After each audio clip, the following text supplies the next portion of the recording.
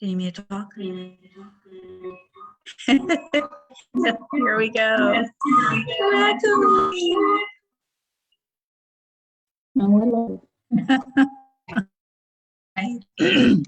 All right, welcome back. Welcome back. Here we are.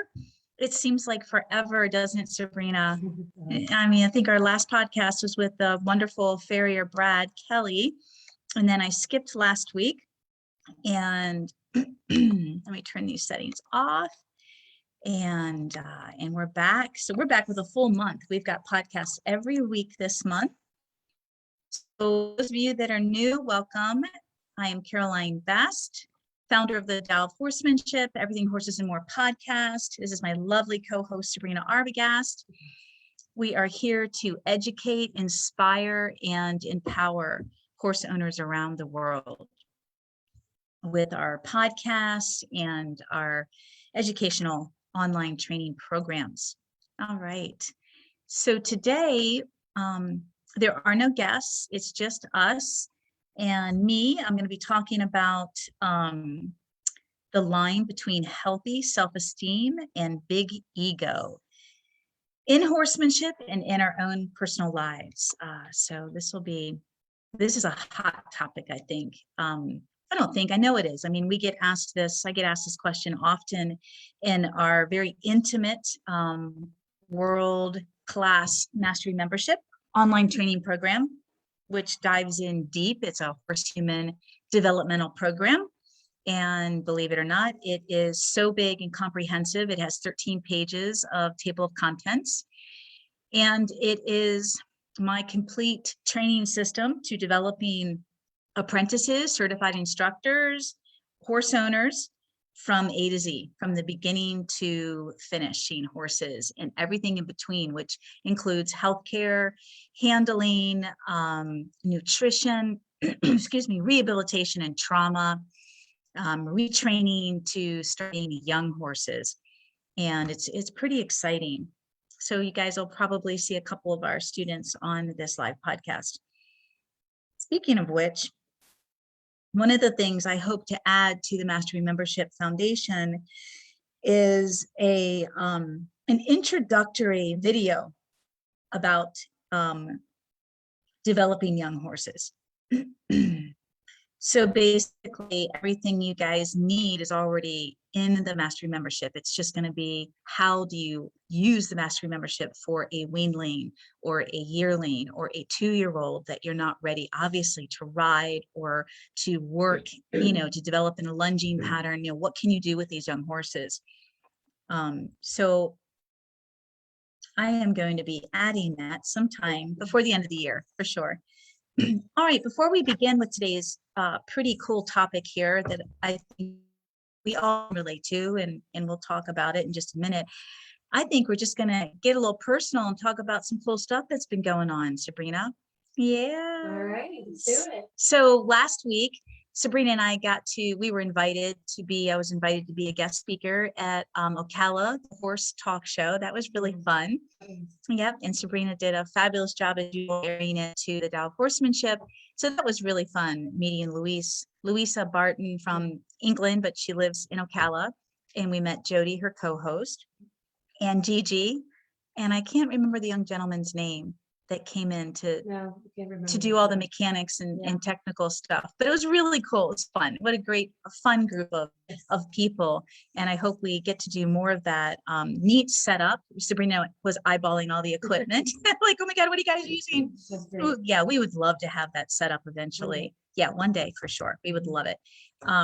And then I want to give a shout out to 2 of my dearest friends that are like sisters to me. And they both apprenticed with me many, many moons ago when I first started out. So I want to give a big shout out to Chelsea. She just got married last weekend, and I was going to be going to the wedding, but I had to pick between her wedding and my nephew's wedding this weekend. So my husband and I will be flying out tonight for the big family wedding in Virginia. But Chelsea, I wish I could have been there. Beautiful. Chelsea is a fan of Stevie Nicks. We've been to a couple of Fleetwood Mac concerts. And so Chelsea got to ride her, oh my gosh, I think her Arabian Stallion Saren is 35, Chelsea, or 37. He looks amazing. You've done a great job putting weight on him. So her husband held Saren while she was sitting in her beautiful wedding dress with the flowing veil or whatever you had going on that draped all over Saren. It was a magnificent, used to be, dapple gray Arabian. He's a flea bitten like Sundance now. My quarter horse mare. That's what happens to our steel grays. They end up flea bitten. As they age, they get their freckles like we do. And so Chelsea was sitting on Saren with her tambourine, beautiful dress in front of her beautiful brand new barn doors. That barn is stunning. So she had an outdoor wedding and it looked amazing with all the lights strung like the restaurant lights. And it was really, Chelsea's great with antiques. She's great. I think your mom refinishes like my mom. So we have a love for old things, Chelsea and me. So she bought this beautiful old farm many years ago and they've been restoring it. And the barn is new, but it's got some antique neat features to it. These barn doors are phenomenal. And then you had your outdoor seating. She had like all these different mixed tables and chairs and comfortable chairs to couches with rugs. It was so cool. And so our other best friend, soul sister, who we all three lived together, and they both apprenticed under me when I was in Pennsylvania. Erica, her husband went. So I'm sorry I didn't get to shout out to Erica. And Erica is on our monthly podcast now talking about the chakras. So shout out to both of them. And yeah. She's actually not working for somebody now anymore. She actually quit her job right. to work for herself. Yep. Yeah, last month. Thanks for reminding me. Congratulations, Erica, for she and her husband went to Chelsea's wedding and then they took 2 weeks off to bike ride like the Appalachian Trail. So when she comes back, Erica will be fully working for herself. Yeah. Fabulous. Something happened too on her bike ride, didn't it? Something broke. Yeah, both well, not there. That was before. That was last weekend. But yeah, we saw some posts where their bikes were not in the best of shape. So I hope things work out for you guys. But we'll be getting Erica down here to my center here in Florida to do some work with all of us next year when we get our 2022 schedule going. So I want to shout out to my girls who mean the world to me. They've been like sisters and best friends, and we've been in each other's lives for a long time. I would have been able to see several of my college best friends too if I had gone up, but I'll make a separate date for that and get with my girls over the winter. So those 3 shout outs, and we're just plugging away as usual. All good stuff. Making it happen. Yeah, making it happen is right. And yeah, next month, well, right now, Lando is kind of just not in any training right now, which is all great. He comes in and out. And just depends on what his owner wants. And then in his also, how is he mounting mares or not? So he's been a good boy, and you all have been keeping up with me and JJ and now Mateo. So this month we are showing progress with Mateo on the YouTube channel and in the video library. Of course, the video library is full train videos, so you've got a minimum of a half an hour, sometimes over an hour training video in the video library. It is such a resource. I'm really proud of that as we continue to keep building it. So you get a snippet of it. We get better. We try all the time because we listen to our followers. You guys give us great feedback. So I think this year we've nailed the snippets. There's snippets of the full length video found in the video library, and snippets give at least one tip or one technique. So we're not, as some people say, bait and switching you guys. That's not where we're coming from. We're trying to give you some really valuable free information, but again, we work really hard and we have to pay bills and keep doing what we're doing. So we got to make money somehow. So that's pretty interesting. The 2 horses here that are in for retraining. One is a severely traumatized riding horse, 13-year-old, beautiful, flea bitten quarter horse, JJ. And then you have this gorgeous, very well-bred 5-year-old Frisian gelding, just got cut this year from the Netherlands. And he is also in for retraining. And it's really interesting to look at the 2 of them. They both choose the freeze zone for self-preservation. And when they get not Mateo, the 5-year-old, but JJ, when he was pushed too far and flooded and overwhelmed, unbeknownst to his wonderful owner, she didn't know what she was doing. This is what she was taught, how to communicate her aids to him, but she was flooding him. And that's when he would go from catatonic state of just completely shutting down to explosion.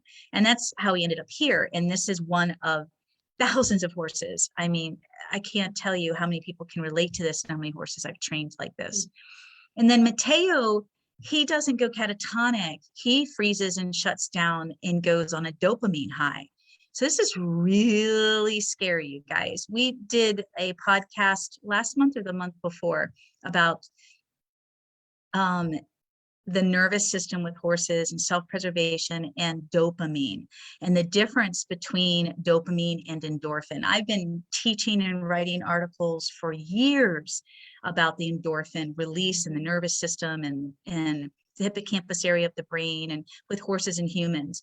And because I do so much trauma and rehabilitation work, and dopamine is a heroin high, you guys. I mean, it's naturally produced in our body, and some of us are lacking it too. And that's probably what it was about cribbing, horses and cribbing. And some of us lack it in our body, and they're starting to figure out with research that when we're lacking it, just like we lack certain vitamins and minerals, we actually seek it out in drug addiction. Pretty scary. So when horses go on a dopamine high, it is very similar to endorphin.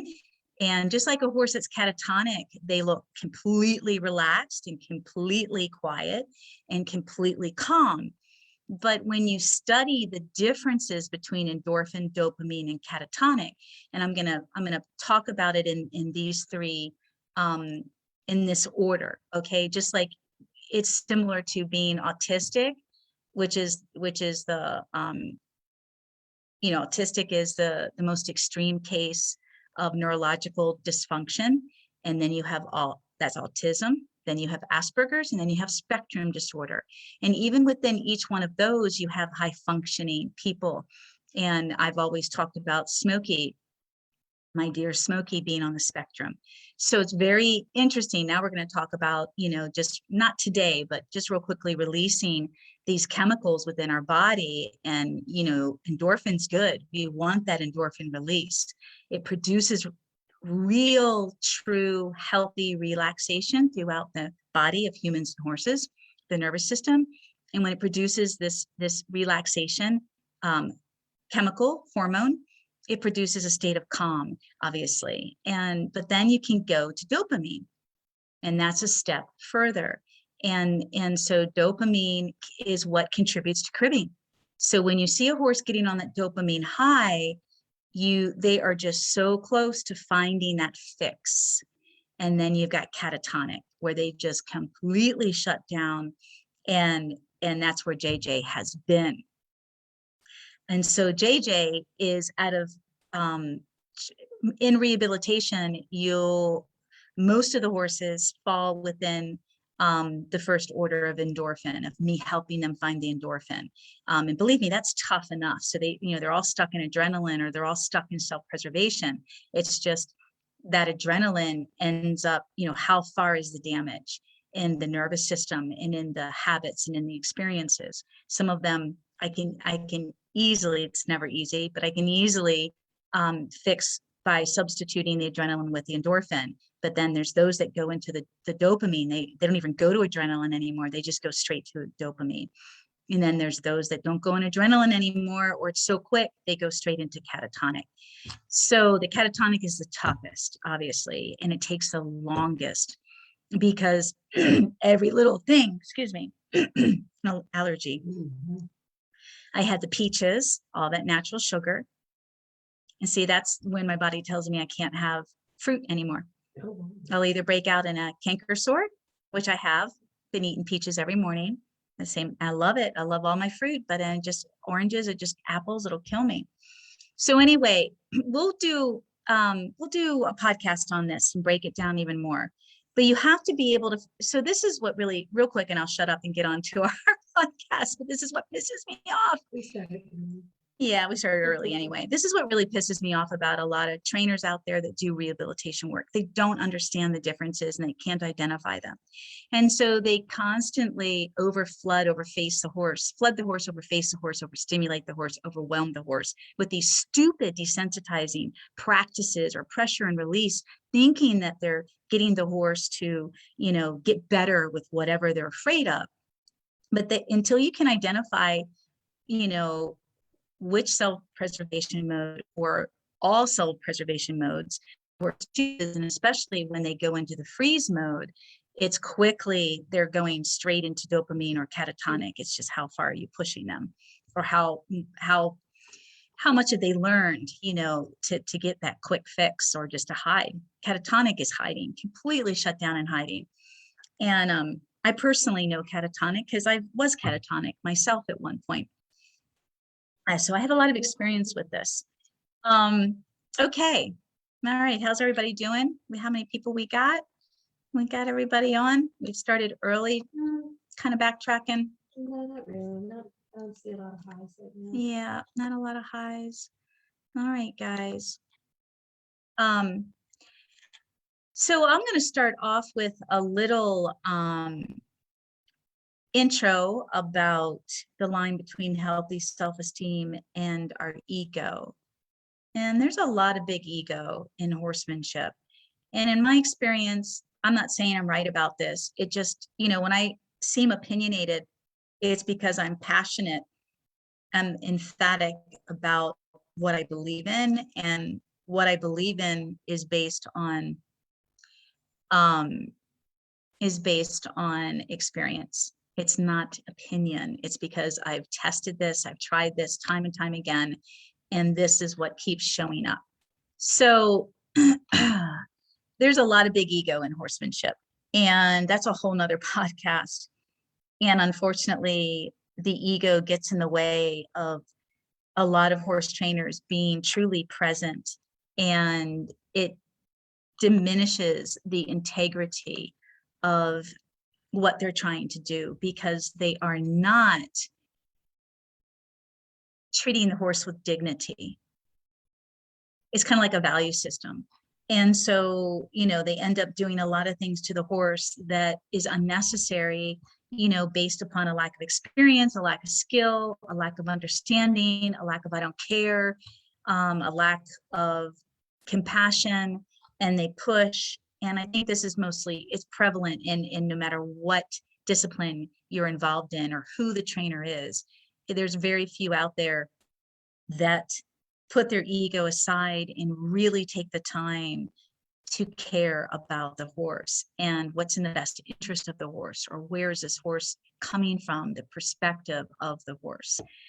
And balance is key in life. So, we want to come from this place, right? We want this place of compassion and presence and integrity and value and dignity.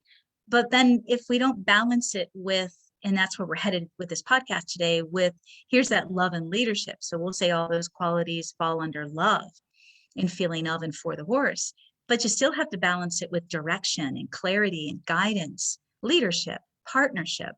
So that's where we're going to end up in this podcast. And a lot of my students in the Mastery membership, when we have our personal webinar, I think it's our private webinar next week, we're going to be diving into this topic, because a lot of you are stuck in your horsemanship, no matter who you are. You're either plowing through, and I think that's why a lot of our Mastery membership students are stuck, because you don't want to be like so much of what you see out there, where you just push and push and push these horses, and you're not feeling of them or for them or considering them, because the ego is so focused on the agenda. Either it's a time agenda, or it's I got to make this look good, or I got to get it done, especially when you're a trainer. The biggest thing I have fought with personally within myself is my own integrity. And I've never compromised the horse's integrity, but I've gotten beaten up so many times over the years, because the horse in 90 days, I wouldn't take a horse unless it was 90 days. And I do assessments. So it's easy for me to evaluate where the horse is when I first meet the horse, to tell the owner that this is what it's going to take. But I've gotten beaten up over the years because the horse wasn't where the owner wanted them to be or expected them to be. So that's why I stopped horses in training and why I developed this big program, because I'm like, that's it, I'm done. You either figure out the value of what I'm doing, and here it is in the mastery membership, because every horse goes through the mastery membership program. You either figure it out or just go to somebody else, because I'm not going to compromise the horse. And I'm not going to lose my own integrity anymore for doing what is right by the horse. So, and a lot of trainers rely on horses and training as their income. You know, this whole online course thing, you know, I was one of the first in the frontier of it.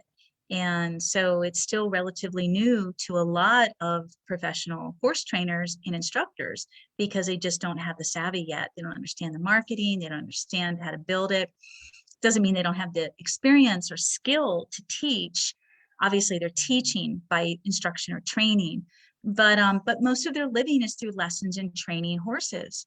And it's a bad place to be in, if, you know, your clients are dictating to you, the horse trainer, you know, the end result or what needs to get done at a certain time. So, you know, here's kind of, I'm skirting around the ego involved in horse training, you know, and I think, and I've said this before in some other podcasts and webinars, you know, horse owners, horse enthusiasts, equine enthusiasts, I think, are the most egotistical because they're so emotional. You know, the horse is an extension or a reflection of ourselves. And often the horse is, you know, I've said this before, the horse is no longer a means of transportation or food. We don't use them in cavalry anymore, you know, maybe in South Africa still, but, you know, the horse is now for pleasure, mostly, thank God. Recreation is the biggest style of riding, but the horse is still used as a tool for our ego, a tool for accomplishment. Look at what I can do. Look at how beautiful my horse is, or here's my registration papers. It's like driving around in a fancy car, living in a fancy home, and wearing fancy jewelry. It's no different. So we're all born with ego. It's part of being a human being. I don't know how many of you have studied psychology in college or in books. How many of you are familiar with Eckhart Tolle? We're going to listen to a little bit of him if we can get to it. And we've got like 8 pages. I've got 8 pages of stuff. I'm not sure if I'll get to all of it. So we're never going to get rid of our ego. You know, horses don't have ego. It's not part of the frontal lobe of the brain like it is for humans. And that frontal lobe of our brain is responsible for conceptualizing, awareness, creativity, language, you know, all these higher intellectual and cognitive thoughts and dreams. I mean, horses, not saying they don't dream. How many of you have seen your horse, like your dog, you know, groan and moan and move around when they're sleeping? And I'm not saying that I haven't met horses that don't have an ego. We're going to talk about that because there's also self-esteem. But how many of us have a healthy level of ego, and what does that mean? And so to start this off, and this is stuff that I'm always pulling from research, whether it's Psychology Today, whatever's out there, as well as my own personal research and evaluation and experience. So a healthy ego allows us to genuinely appreciate our strengths, accept our weaknesses and imperfections without beating ourselves up, and love ourselves unconditionally. So how many of us appreciate our strengths? How many of us are too modest or embarrassed? And some of this is cultural and some of this is the way we're raised.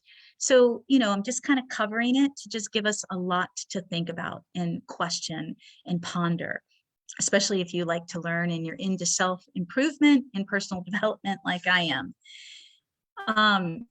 You know, how many of us can talk about what we're good at without bragging? And how many of us can be honest about what we're not good at without being embarrassed or ashamed? Or what other words can we put in there? You know, How many people can talk about it? How many people can say, I really like me? I love me. How many of us can say that? I don't think a lot. I don't think so. It's kind of like, have you guys heard of this? My brother brought this up to me years ago. Ah, makes me want to cry. It's such a cool, deep thing to think about. It, it's like writing your own obituary. You know, how many times have you, if ever, have you thought about when you die, what do you want to leave behind? What's your legacy? And I'm not just talking about your children, which is huge. You know, how, but we can't control. It's beautiful, you know, if we raise beautiful human beings, but we can't control who they are. They're individuals. No matter what we do, they are born with their own certain DNA and character and traits and characteristics. But your personal legacy, what have you contributed in this world? How do you want people to, what do you want people to be left with in their thoughts and in their feelings of you? And I'm bringing this up because it helps kind of paint that bigger picture, but it also helps to define how you want to live your life. And anyway, just something to really think about. So, you know, getting back to ego, telling what is true for us, not swallowing words that express what we truly feel, think, or want to do, making time to do whatever we love, just play without worrying about wasting time. You know, so often we get caught up in our time schedules and we don't know how to make time for ourselves and do and give ourselves pleasure. You know, that's why it's so great to have Erica on every month, because we really get into the chakras and energy and our inner well-being. And we need to make time for ourselves without feeling guilty. So ego, basically the definition of ego is a person's sense of self-esteem or self-importance. And that's what I was just talking about, without being too imbalanced. Like, is it way down here or overinflated way up here? It's kind of, and it does waver depending on our environment, our surroundings, our experiences. You know, some of us get triggered. You know, we have our good days, our bad days. We're human, right? It's how do you balance all of that and keep it in perspective? So the ego prevents us from acting on our basic urges. And this is getting into the deep psychology of Sigmund Freud, the ID, but also works to achieve a balance with our moral and idealistic standards, which are created by the superego. So while the ego operates in both the pre-conscious and conscious, its strong ties to the id means that it also operates in the unconscious. And I'll talk a little bit about the id, the superego, and this is Freud, the id, the ego, and the superego in a little bit. So how does ego explain human behavior? And by the way, you know, Sabrina's here for any questions you guys might have. How does ego explain human behavior? The ego operates according to the reality principle, working out realistic ways of satisfying the id's demands. So what is the id? Without getting too complicated here. So according to Sigmund Freud, the id, according to Freud, the id is the source of all psychic energy, making it the primary component of personality. The id is the only component of personality that is present from birth. This aspect of personality is entirely unconscious and includes instinctive and primitive behaviors. The id is driven by the pleasure principle, what pleases you, which strives for immediate gratification of all desires, wants, and needs.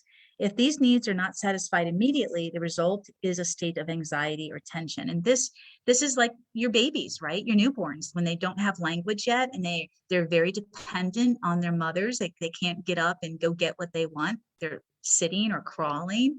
So this is why babies cry.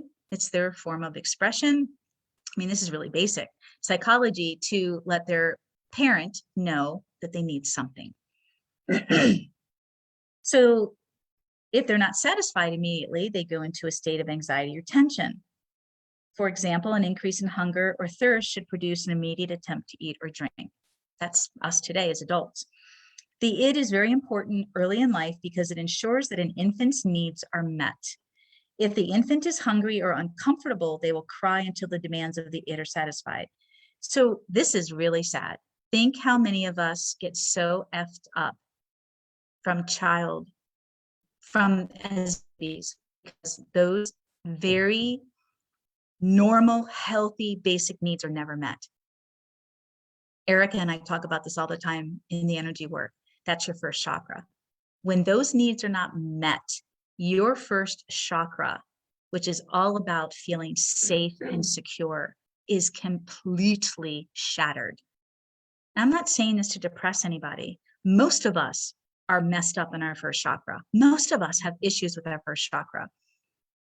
And it may not have happened in infancy because of the id. It may have happened as a 3-year-old. Something horrific or traumatizing happened. But it could have been over time. You felt a sense of abandonment from a parent or both parents, or your needs just weren't met time and time again. It can really mess you up. Just being aware of this, as I say, awareness is more than 75% of the solution. And the hardest part for humans is we have such a hard time allowing ourselves to go there. We just don't want to feel it. We don't want to think about it. We don't want to question it. We don't want to know why. We just want to keep on going, even though this creeps up all the time. It influences our relationships. It influences everything in our life until we're willing to do something about it. So that's a little bit about the id. Pretty basic and primitive. So here's another question. Is self-confidence an ego? To have confidence is to have faith in your own abilities and believe in yourself. But the ego is something else entirely. Unlike confidence, the ego operates out of self-interest. It's really interesting. Sometimes I get these really rude comments on my YouTube channel. I did this week and I deleted it from some guy. It's usually men. Sorry, it's not too many of them. I think he wrote how self-important, egotistical, and overly confident I was. And I can't remember which video it was. I just was like, delete. Just interesting. So often my confidence has been perceived by people throughout my life. My self-esteem has always been strong, and my self-confidence has been very strong, especially if you believe in yourself or you believe in a higher power. It doesn't mean I don't have bad days, you guys. I sure shit do. And I'm like everybody else. I've got tension, shit happens, I cry, I get upset. I'm like everybody else, but it's how you handle it. It's how you move through it. It's how you work through it and how you process it. And so it's interesting because, in a lot of the work that I do with horses and people, the rehabilitation work that I do, I always talk about confidence, courage, and self-esteem. And while they are very similar, they're also very different. I mean, you can have a lot of confidence, a lot of faith in yourself and in your ability, but you can still have poor self-esteem. Isn't that interesting? You can still not quite believe in yourself. And that's what keeps pulling you back down, even though when you have this faith that you've done it before, I can do it again. But then there's that self-esteem, that ego that comes in and says, oh, no, no, no, I'm not sure you can. I really don't know if you can do this. And then you have courage. So I think out of those three, personally, I have a high level of confidence and a high level of courage, and definitely have lacked in self-esteem throughout my life, big time. And that self-esteem has made me make some really bad choices and bad decisions, just like it does for all of us. And it's not just one specific bad choice or bad decision. It could be multiple. I could have a really bad month or a bad year and just seem to be making some really bad decisions. And I mean, Sabrina, we've talked a lot about that, just hiring the wrong people because I felt desperate and I just need to get somebody in. And right there, because I don't believe that I'm going to find the right person, I don't believe. Where's that? It's like the two, there's the big B word, believe, and the big D word, deserve. Do you deserve it? And do you believe in yourself? And that's healthy self-esteem. It has nothing to do with ego, but a lot of people confuse, it's that language. A lot of people confuse high self-esteem, high confidence with being egotistical. Now, if your ego is overinflated, you can become a narcissist. Oh my Lord. I mean, whenever we're imbalanced, it's just not good in any direction. Any questions?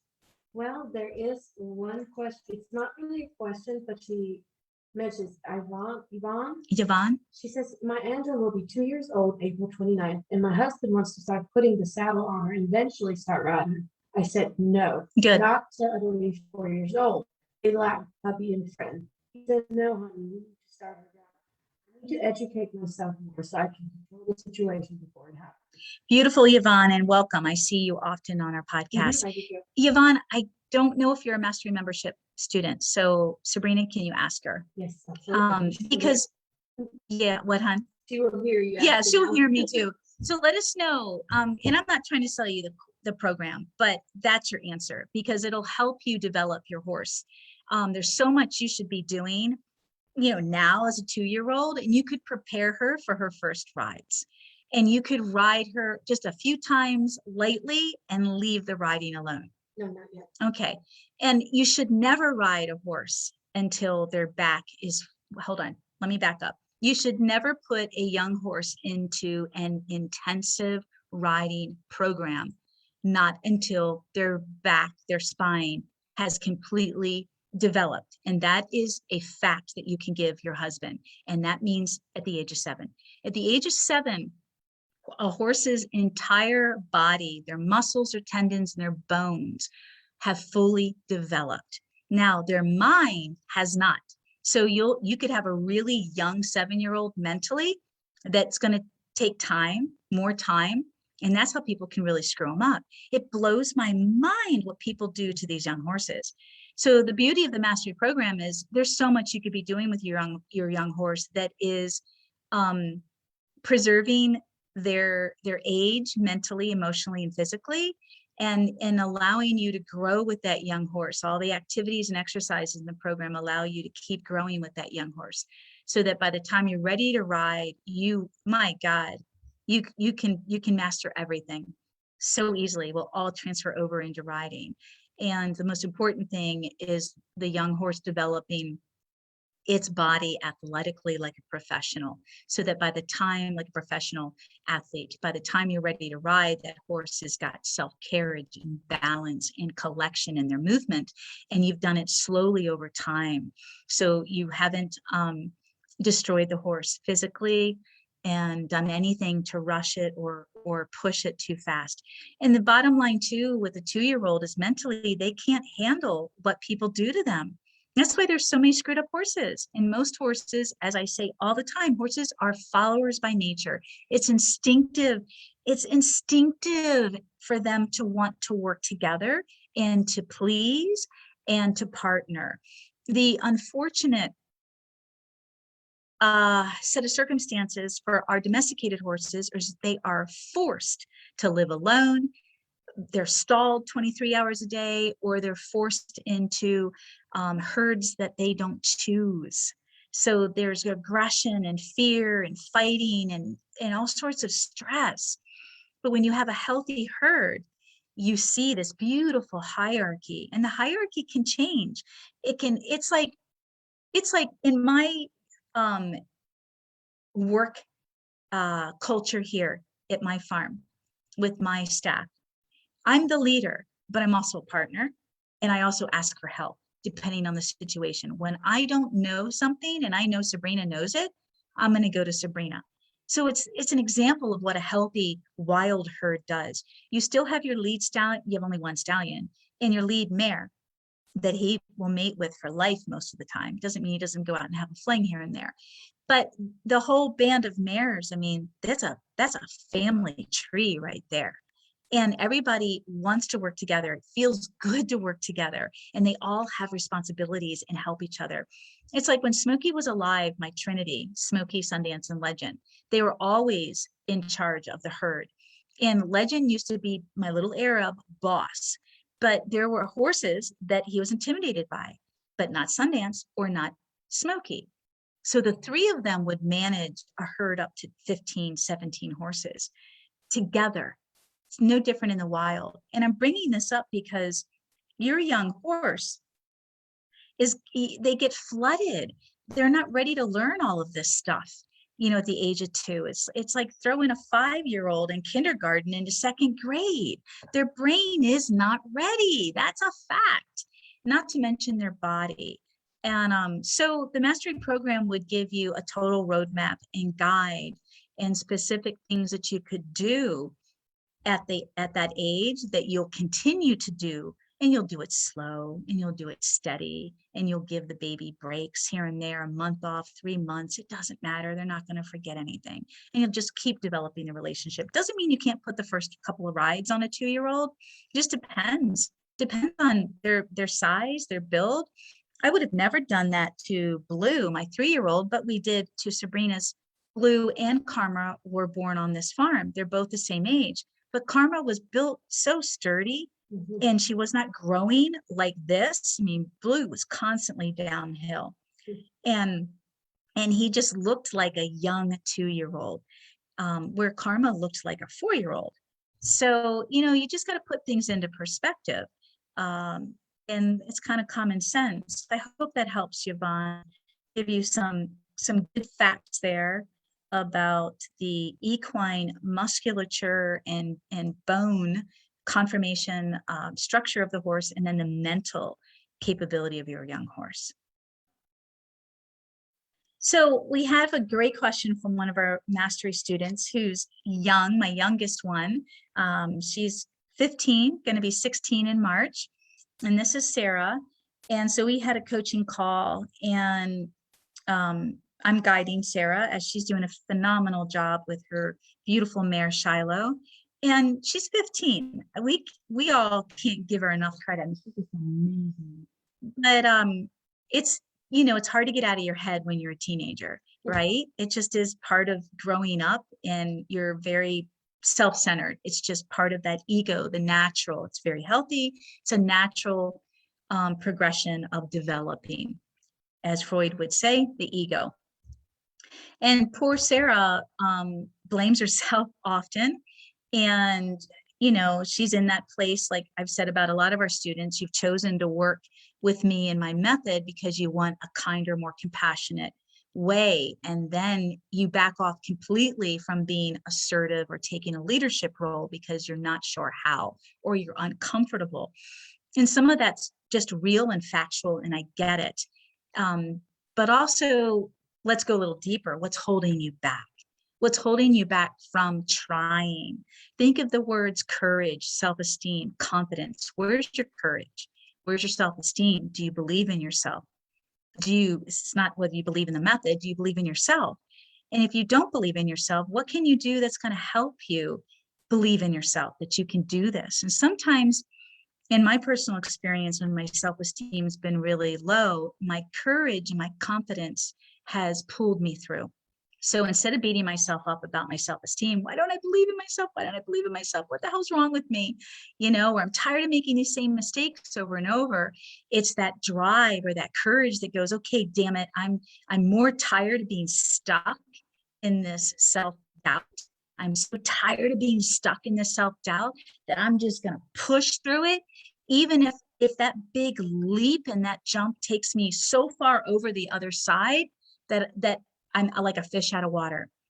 I mean, it's about breaking patterns and habits within ourselves that hold us back. We get in this comfortable threshold where we just don't want to stretch ourselves.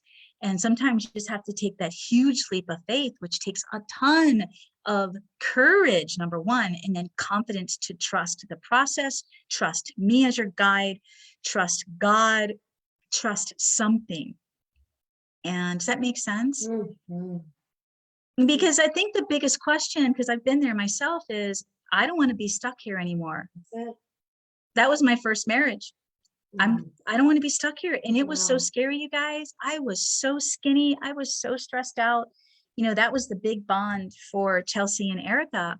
Chelsea just got married, and Erica was her husband when I was separated from my first marriage. It was just, and she was separated from her first marriage. It was just so, I was frightened to death. And I was losing everything. I was losing a shitload of money, my first beautiful farm that I built. I was 40 years old, for God's sakes, starting a whole new career. I just started this business. I wasn't making any money. I had sunk all of my money, I mean a shitload. All the money I made from my other business, sunk it all into my farm and into 2 years to study. And I had to leave everything. I walked away from everything, you guys. My marriage, my farm, lost all my money. I went bankrupt. Horrifying. Left my family. My parents lived close by. I was very close to my family. I had to break everything and take this huge leap of faith. One of my students saw me at the Horse World Expo, my first expo, and he ended up being my landlord. He wanted me to do a clinic. And I remember when Chelsea and I went up with Sundance to do the clinic in April. And I had no idea that my husband wanted a divorce. I had no idea that he was cheating on me. I had no idea, but I knew things weren't good. And I knew that me taking this leap of faith to start this business was really a lot of pressure financially and a lot of fear. And my ex-husband was pretty selfish. And so I remember going up there, and my client who became my landlord, but at the time in April, this clinic, he's like, I'm fixing up this beautiful, old farmhouse, God love you girls to be up here. And Chelsea's like, oh my God, your ex loves you so much, Caroline. I'm like, maybe, like I knew intuitively, maybe I need to just make it on my own and prove to my husband, who's so stressed out at this point, that I can do this. And he can keep our other business going and go back to DC, and we can sell the farm. Yeah. So he already had plans. And then 6 months later, we ended up moving there, Chelsea and me, and then Erica came along. It was the scariest thing in my life, you guys. I had no money. I had lost everything that was possibly my support, from family to finances to a husband. I had nothing but a leap of faith. But the point I'm making is I couldn't live that life anymore. I couldn't live like that. I couldn't live that life anymore. And so I did it, and look where we are today. It's funny how our stories are the same, but yet not the same. Because I left everything behind too. Yes, you did. I didn't have girlfriends. I just said Donnie. But your husband. Yeah, he was my girlfriend at that time. Your best friend. I love it. Shit, you had your husband. I had lost mine. No, well, yeah. It's beautiful. I know. To believe in your love. I love that. You're right. So similar. I know. And we've said that we're a lot alike. That's why we respect each other so much, because we've all been through a lot, you guys. We've all been through a lot. It's just how many of us want to talk about it. Right? And I talk about everything, and we help each other. Oh, it makes me want to cry. That's beautiful. There's so much. Yeah, it's beautiful. So Sarah, here's her question for me. And this was, she had homework for me. So she went back to work with Shiloh, and her homework was, Shiloh she wasn't sure if she was correcting Shiloh. Shiloh was giving her a hard time and picking her up, giving her permission to get on. But then when she went to get on, she was either walking off, and our students had seen a video of this in our last webinar, walking off, and that's not what we want. And then when Sarah was doing her flexion or pre-flight, when she was on her, she was just getting really tense and nervous and pushing through the contact, wouldn't flex, and threatening Sarah a little bit with a little humping up, thinking about, I'm going to buck you off. So there's a lot of different strategies I've given Sarah, because I'm not there. She takes video, which is excellent, but sometimes this is a combination. Your horse is always telling you something. I'm always trying to teach you guys to take the path of least resistance. We don't want to make it a big fight. Don't get me wrong. Sometimes we got to go there to help the horse, not fight, but it's a whole nother topic. But you have to, that's what we're afraid of doing, and that's what Sarah's afraid of doing, is where do I balance that love and leadership? And you've got to figure it out is the question. I can't tell you. Like if that horse is there with me and I'm working with her, I know through my intuition, I know through my experience where I need to be. But I can't hold your hand, you guys. You know, that's the beauty of the program, is it's there to guide you, but it's also there to teach you how to have some autonomy and build your confidence personally. That's a personal development, and how to use the program to problem solve. You've got so many videos, hundreds of videos, and 12, courses. So, and tutorials. So you've got to start becoming independent. There's a time when I want you to depend on me as a teacher, but then you've got to start becoming independent and playing with this. You've got to find that feel between you and your horse, and that threshold, and when to, as I say, when to hold the space, when to back off, or when to push a little bit. Sometimes when you push, you can retreat and back off, or you can hold right there at that push. And so she writes that this particular question had nothing to do with training her horse that day. It had to do with, she writes, "Hi, today I stayed to work in the pasture with Shiloh instead of going to the arena because I was too lazy to walk that far." Upside down smiley face.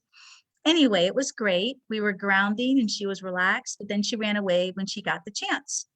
I know that we only work once a week, so we don't have enough consistency, and that's our main problem." Yes and no, I'll address that. But I still got a little in my head. Like, why doesn't she like me? And what am I doing wrong? God, I can relate. I could relate to that when I was your age, Sarah, and I can't relate to it anymore, but I could relate to it coming back into horsemanship. Oh, especially with legend. Oh my God. So that's a good place. Questioning yourself is good. We just want to find a balance with everything in life. You don't want to question yourself so much that you scare yourself. And so, I'm going to break this down a little bit. So how do you stop it? Well, then as soon as you start questioning yourself like that, allow yourself to question yourself. And if you feel like you're getting too worked up, sometimes it's good to cry and let it go. Crying is a release of adrenaline. So I'm not going to say don't cry, but if you get yourself too worked up and stressed out and anxious about it, that's where you need to start breathing, and you need to start doing something else. Come back to it later because you're too attached to it. Anytime we get too stressed out or anxious about something, we're either triggered or attached. And so you gotta step away from it. You gotta have some healthy boundary there. But I also tell Sarah often that this is typical of her age. It's typical to question the hell out of life. And I'd rather her be like that than not question and not have a care. That'd be a little scary.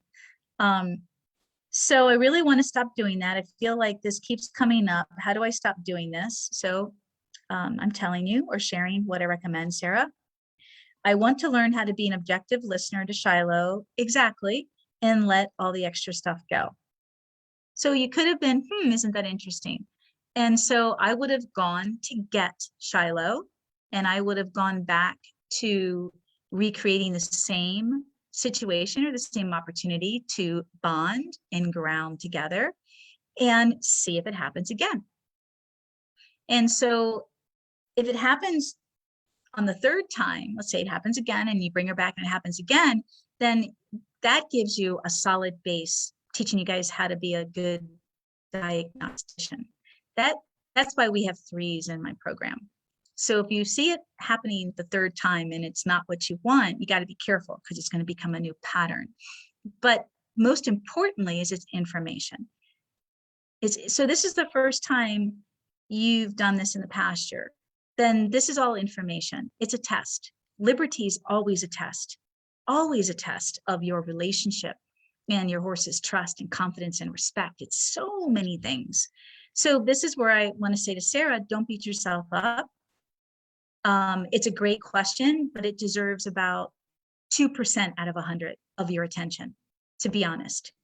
Okay, so let's put this in a healthy perspective. Why? Because of what I'm telling you right now. If this is something that you've just done, whether it's put your horse in the round pen for the first time, or maybe it's the third time, or you just started the program, or you just started doing something different or new, it's about information. So if you go into the situation with too high an expectation or too high an attachment, meaning I need something from this situation, or I expect it to be a certain way, it's going to kick your ass every time. And that is where ego gets in the way. So I'm trying to train you in the program to go about it as an observer and an information gatherer, especially when it's the first few times you've been doing something. I can't tell you how many flipping times Sundance would run away from me whenever we were doing Liberty, and I would take it out of the confinement of the round pen or a small paddock and put it out at the old ranch in 2 acres. And she would just be like, I'm out of here. And she'd go eat grass. And this is like, this could have been 6 years ago, you guys. 5 years ago, we've been here 3 years. So you know, some of that's just knowing your horse a little bit and what her nature is, and understanding and trying to, learning how to work with her. But it's also, you've got to allow those things to happen, to test them, to go, wow, what's missing? What's weak? What do I need to strengthen in our relationship? So attitude is a key word here. Got to have the right attitude.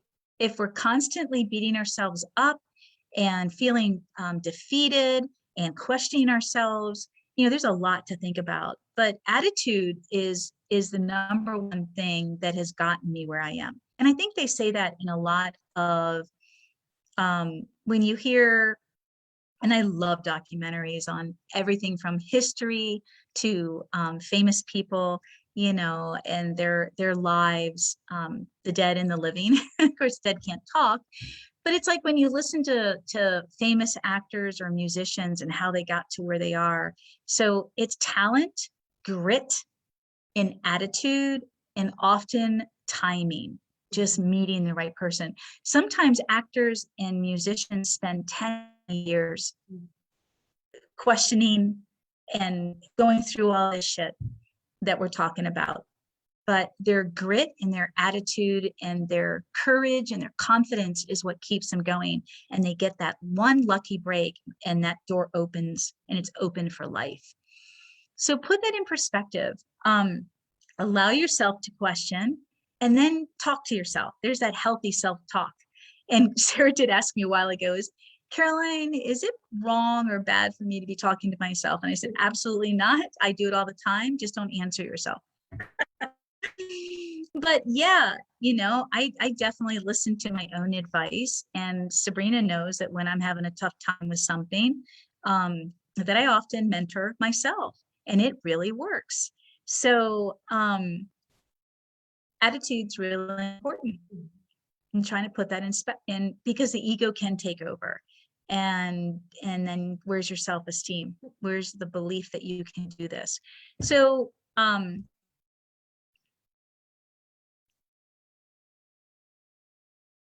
So Sarah ends it with, I guess I'm trying to look for a concrete answer, and I know that's not it. Trying to be an active listener and letting all this stuff go. I need to change my mindset. Yep, that's attitude.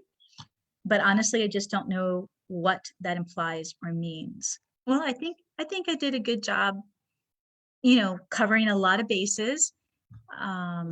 Remember, you guys, when you're first starting out learning something with your horse, or your horse is learning something new, give yourself a break and give your horse a break. Don't expect so much.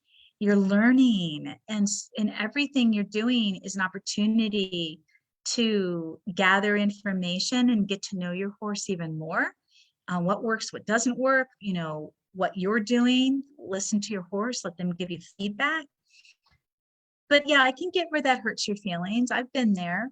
And I have that grit and that attitude where, damn it, I'm going to go figure it out. And what do you mean you just left me? Well, then I'm going to go hang out with you. What about that? There's attitude. I mean, this is huge. Your attitude could have been like, oh, okay, Shiloh, I'll go hang out with you now. And I'll go love on you where you want to go, instead of asking you to always do what I want you to do. There's another way of looking at it, right? There's another different mindset. Instead of bringing her back to see if it's going to happen again and pay attention to what you might be able to do better or differently, you could have just gone with her and hung with her and then asked her if she can hang with you for a little bit. So just something to think about. So I think self-doubt is number one, which is kind of goes hand in hand with self-esteem. When we get stuck and we're afraid to push ourselves. So how do you get rid of self-doubt? 8 ways highly successful people overcome self-doubt. Stop making excuses. Self-doubt often makes us rationalize a situation to fit our emotional state. Number 2, beware of your close circle. Yeah, who's around you? Are they really supporting you? Are they adding value to your life? Or do they really want you to fail and not succeed? Both family and friends. Yep. Number 3, raise your self-awareness. Pay attention. Pay attention to yourself, what you're feeling, what you're thinking, and what's around you that's either impeding or possibly could help you achieve what you want to achieve. Number 4, practice self-compassion. Again, don't beat up on yourself so much. Where's that level of compassion and understanding? So I can say the same thing to Sarah, all of us, okay? When you're in those situations, that's one of the things, I mean, it goes hand in hand with attitude. That's one of my strengths in the work that I do with horses in any challenging situation where the horse is either challenged or they are challenging me. You know, it's always compassion. What's in the best interest of the horse? Where are you coming from? How can I help you? Number 5, stop asking for validation. How many of you need permission or look for permission, or you're looking for someone to recognize you? That's ego. That's really harmful. You need to be doing stuff like your horsemanship for yourself and for your relationship with your horse. That should be your first priority, not because it's going to look good or you're going to show somebody up or you're scared because it's not going to look good. I have some of my students who are afraid to share their journey on our private Facebook group because they're self-conscious. So there's your attitude, you know, your mindset. How are you going into this? Why do you have to prove that you're better than anybody, or you're going to look great, or you're not going to look great? We're all here to learn and to support each other. And we can't do that if we don't share and we don't communicate and we don't connect.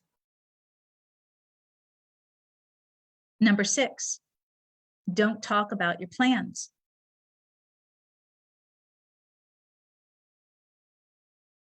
Do it. Don't talk about it. Do it.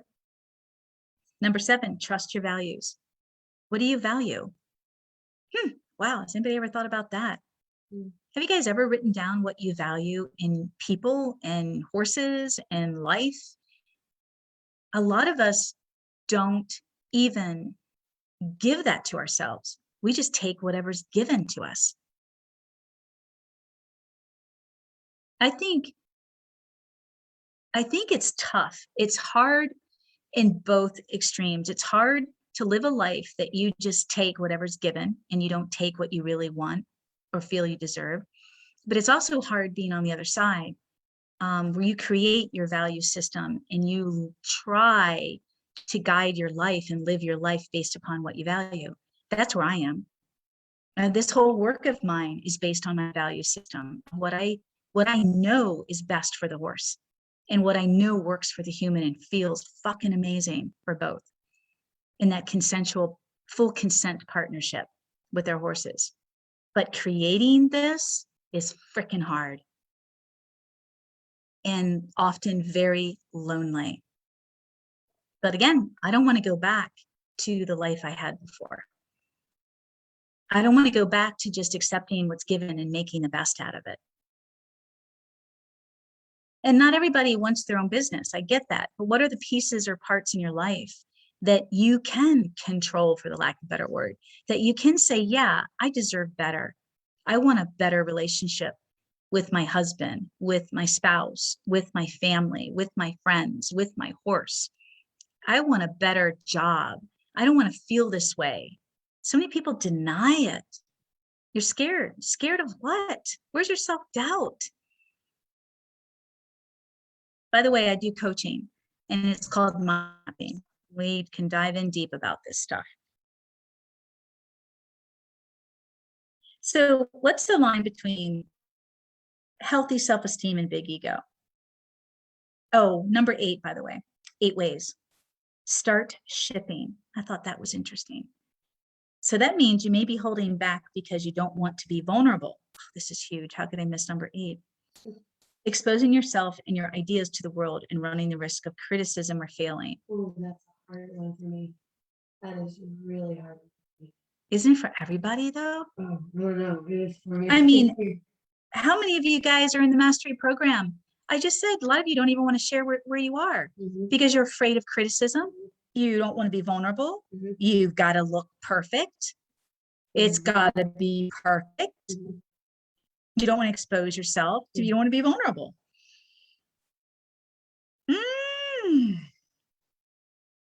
What's the line between healthy self-esteem and big ego? You believe in yourself, but you know your limits. Someone who has healthy self-esteem has a confidence to do what they know they are capable of, whereas someone with a big ego thinks they know everything about whatever they are trying to do and are unwilling to accept any criticism or suggestions. And like I said, you know, I like a strong ego. I am attracted to strong egos.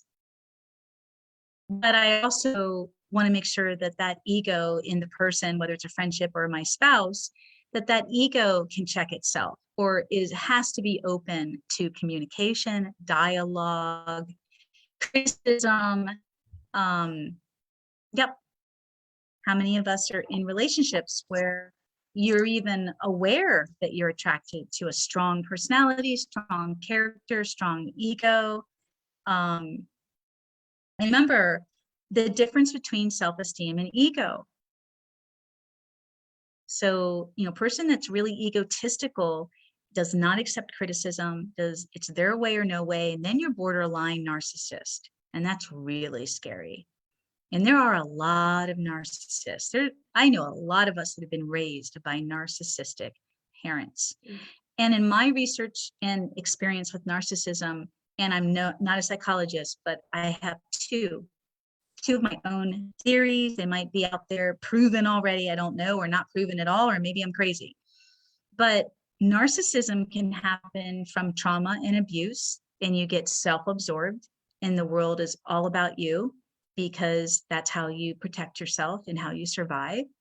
But then there's also the narcissist, which happens to a lot of lonely or only children that are raised without siblings that are put on a pedestal. And it's sad because even those narcissists weren't born that way. They were made that way. In both situations, they were made that way. And so there are a lot of narcissists out there that fall in those two categories. I've had to look at this because it's been in my family dynamic.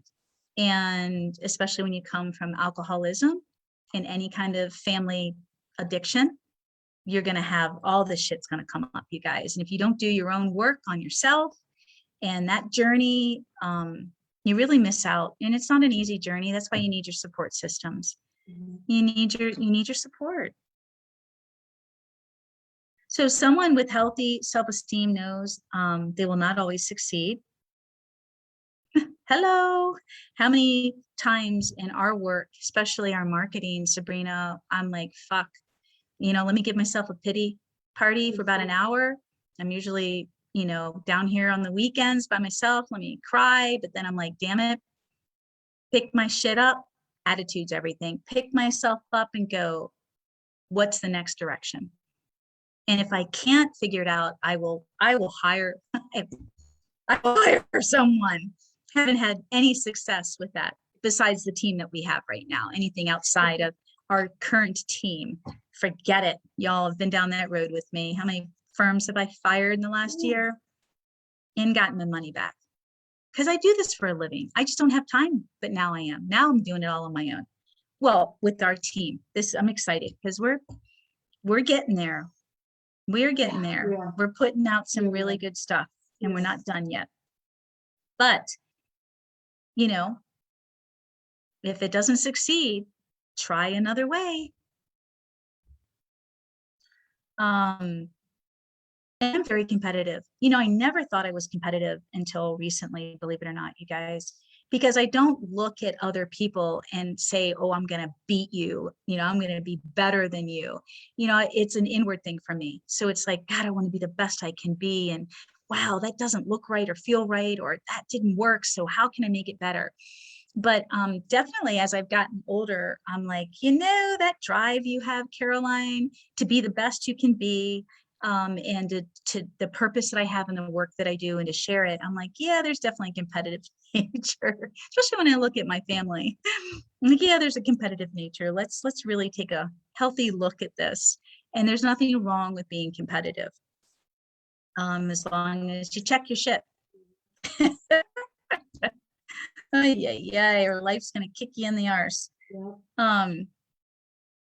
So again, this is all about the line between healthy self-esteem and big ego. 1, you believe in yourself, but you know your limits. 2, you can handle failure and rejection. 3, you have self-confidence, but not overconfidence, and you respect others. So self-esteem and self-confidence go hand in hand, with one fueling the other. Just as someone confident in their abilities will have healthy self-esteem, someone who is overconfident will be someone who has a big ego, as opposed to healthy self-esteem. So having a healthy degree of self-confidence while avoiding being overconfident works wonders for also keeping one's ego in check.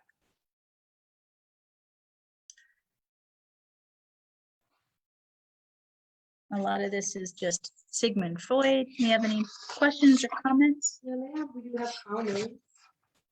Any questions? This is a neat little story that I'll read. Be self-aware. You are not your subconscious thoughts. And this is from the author. This is a deep article. I promise you that if you can read through the contents, then you will know a little better why people you know are acting the way they are in chaos. It's not entirely their fault. With awareness, you and they can be the change. In Eckhart Tolle's A New Earth, he wrote, "This book is about you. It will change your state of consciousness or it will be meaningless. It can only awaken those who are ready. Not everyone is ready yet, but many are." In other words, now we're the author, you will get it or you won't. When I was in my 20s, I didn't get it. We didn't have awareness around us. I listened to repeating negative tapes related to my life at the time. They played over and over again to nauseam in my mind as a judgment on others. I didn't know how to quiet the mind. I took my thoughts as truth. I wasn't aware you could repress negative thoughts as soon as they entered. I think that is huge. As a young adult, I held on to past hurts. I can so relate to this. Yeah. Eckhart Tolle calls this our pain body. This is a self-destructive part of our egoic mind in your brain. When you're present in the moment with conscious awareness, you can snap out from the hurting past thoughts that can otherwise lead to hurtful emotions or regretful words and behaviors. Where was this when I was in my 20s? This is someone else writing this, but I swear it's me right now. Ego. Through Eckhart Tolle's teachings, I discovered your ego mind wants to trick you into identifying with the harmful running thoughts. The pain body is your subconscious ego. The pain body in your subconscious ego wants you to believe that acting on nasty and rude self-talk for any specific situation will make you feel happy and important. Ego is a cunning imposter. We all have an ego ranging from healthy to unhealthy degrees and under different life circumstances. Amen. Now I know, as many do in our aware society, you have to witness, control, and be the gatekeeper for your thoughts. Your ego can produce a negative thought that can easily turn into regretful behavior within nanoseconds. There may be bad and sad external situations happening around you, but despite those trials, you can choose with your rational mind to be productive and peaceful. With your knowledge, awareness, and practice, you can now take positive control of yourself and make good decisions from subconscious to conscious. You don't have control over all thoughts, subconscious, that enter your mind, but you can shut off the valve to any unproductive thoughts if, when, and as soon as they start leaking in. Only through awakened consciousness can you successfully get out of being your own worst enemy when your ego gets out of balance. Living with unhealthy levels of ego can last your entire life if you never decide to take control of your mind. How sad that would be. Below are steps on how to lessen your high ego. But first you have to figure out if you have a high ego, because healthy doses of ego help you if you have low self-esteem, low self-confidence. But the unhealthy high ego self and mind can instantly lie to you and tell or yell at you, you're always right in your thinking. When your other humble self spirit will gently whisper loving thoughts, loud ego in the instance usually wins, and the person disguised in the ego, you, suffers. Run from your harmful ego. Run from your harmful ego thoughts, because love is the answer. Peace, kindness, and humility is the best response, so your body stays calm and you stay on the side of love, human compassion. And also, we just talked earlier about having compassion for yourself. Don't beat yourself up all the time. You have to connect the dots in your self-awareness if you want to be the hero and conquer the ego in your own story. So there's 6 signs to detect a high ego mind is in effect. And I actually have to wrap this up because I have an appointment to go to, and then I've got to leave, fly. So if you guys are interested, let us know, and I can just shoot you this entire 8 pages in a PDF form. I'll get Sabrina to do it. So just leave some comments. Maybe I'll just do that before I leave, and you can just post the PDF. Absolutely. Yeah, to this podcast. So you guys can read the 6 signs to detect high ego, and whatever else I gathered as far as information about this. I hope you guys enjoyed this. It's pretty deep. There's so much we can talk about. There's so many connecting the dots with all of this. And we can continue next month. We can, yeah, we're booked this month. Exactly. We could continue next month too. If you just let us know. And I think that's something, we now have a submit form back up on our podcast page. Let's include that every week. Okay. So you can submit questions or comments and let us know how we're doing, or questions for future podcasts. Next week, the 13th, we have Master Farrier. Brad Kelly is back for part 3, a continuation. So that's always exciting. Yeah.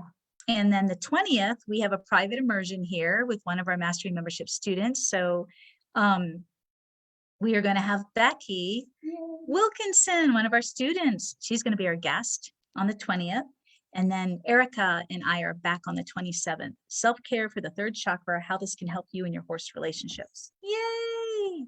All right, thanks, guys. And hope everybody has a great rest of your week. And I'll see you guys next week. Okay, bye and thank you. May you always be one with your horse.